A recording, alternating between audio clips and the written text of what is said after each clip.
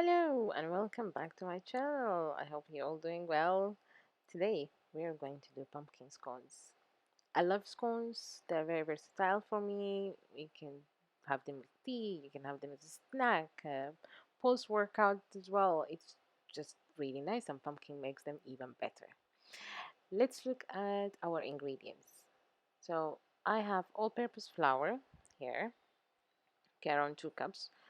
Brown sugar, and you can use firmly packed or light brown sugar. It doesn't really matter as long as it's brown sugar.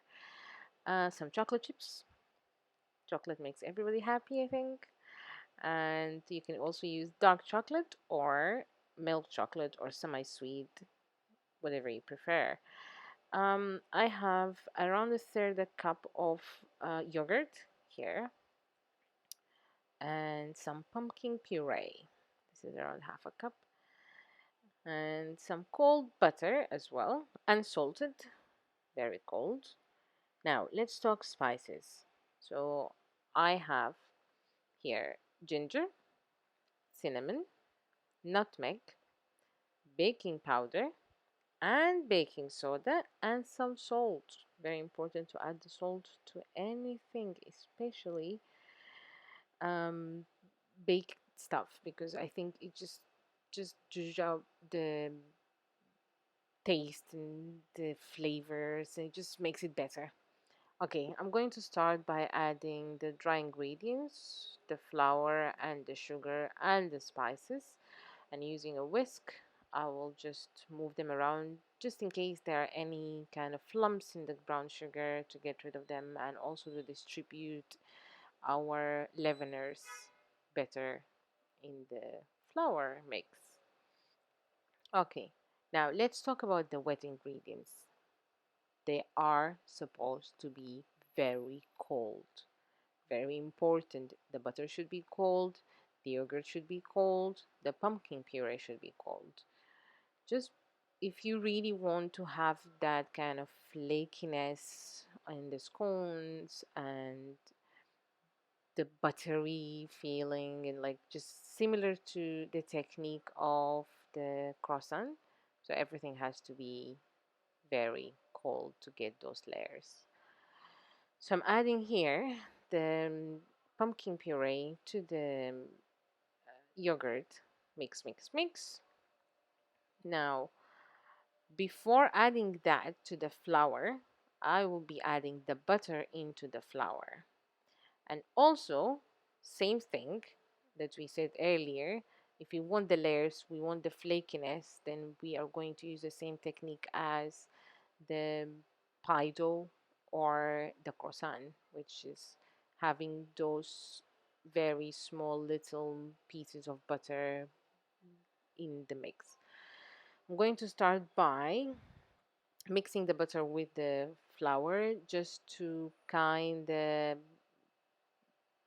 have the butter coated into the flour, and before I start mixing the butter into the flour, actually it's a lot of mixing and coating. Okay, now I will start squishing the butter in my hands just like how I'm showing it here, because I want the butter to still have big pieces, in not very big obviously, but like big pieces into the mixture, into the dough later, because these pieces are going to be the reason for the flakiness and the layers.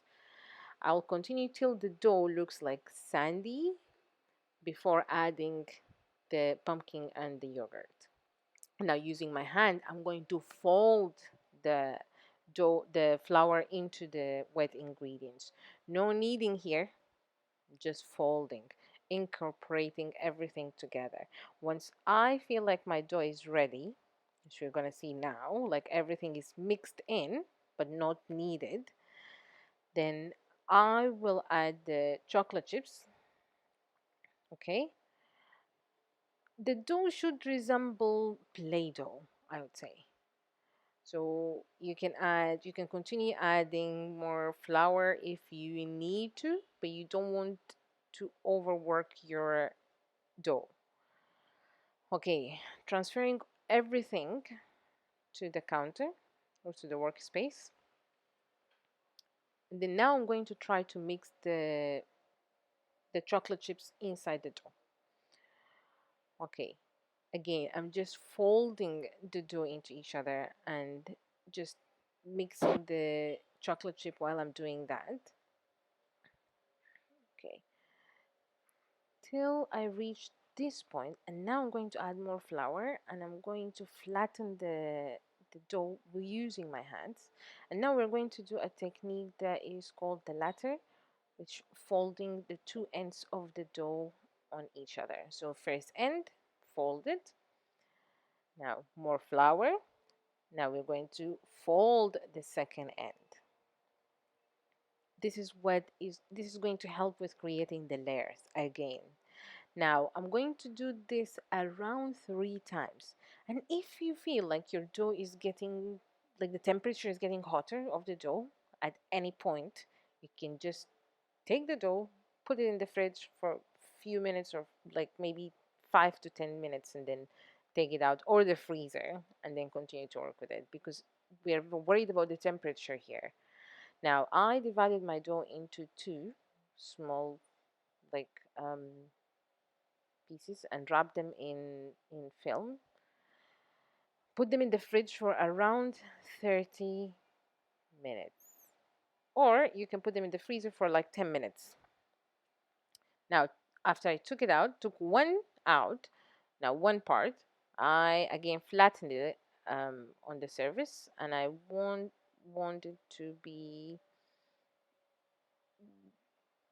look like a triangle because I like the triangles. I think, and it's easier just to shape them in triangles. So I divided the circle into half, and then every half into 4 triangles.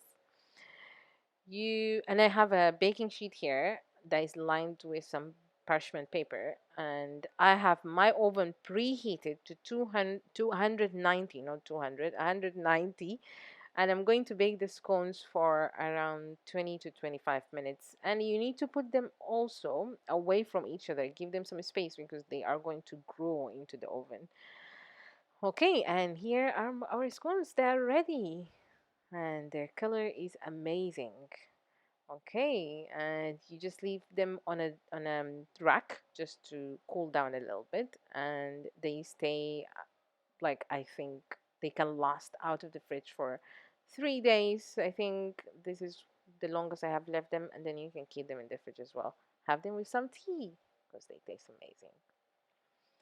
And I really hope that you try this recipe and you really like it. And the addition of the pumpkin just makes a huge difference. And thank you so much for watching and see you next time.